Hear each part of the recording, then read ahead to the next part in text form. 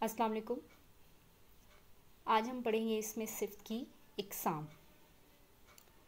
वो सिफ्त जिसमें किसी शख्स की खूबी, खामी, अच्छाई या बुराई बयान की जाए।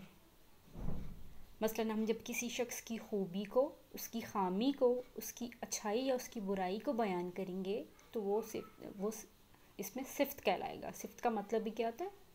खूबी। देखें, नीचे लिखा हुआ है खूबसूरत फूल।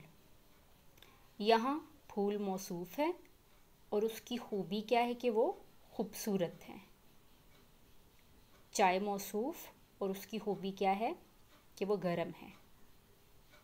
इसमें सिफ्त की 4 इकसाम हैं हमारे सामने। पहली किस्म है सिफ्ते ज़ाती, दूसरी सिफ्ते निस्बती, तीसरी सिफ्ते अददी, चौथी सिफ्ते मिकदारी। पहली सिफ्त के मुतालिक आज हम पढ़ेंगे, जिसमें है जो पहली किस्म है वो है सिफ्ते ज़ाती। वो सिफ्त जिसमें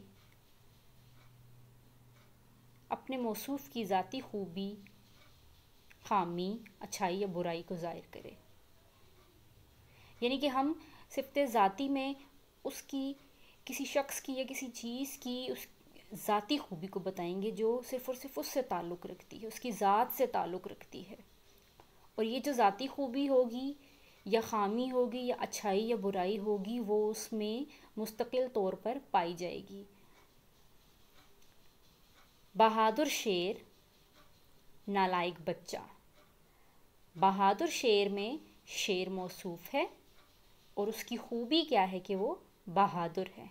ये अब शेर की ज़ाती खूबी है कि वो बहादुर है।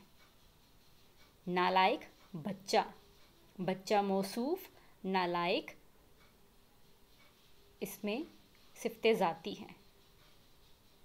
अब बच्चे की ज़ाती खामी है ये, यानी ये उसकी ज़ात से ताल्लुक़ रखती है। यानी वो चीज़ जो आपकी ज़ात से ताल्लुक़ रखेगी, सिर्फ़ और सिर्फ आप से ताल्लुक़ रखेगी, वो सिफ्ते ज़ाती होता है। तो नालायक जहाँ पे क्या है, बच्चे की ज़ाती खामी है।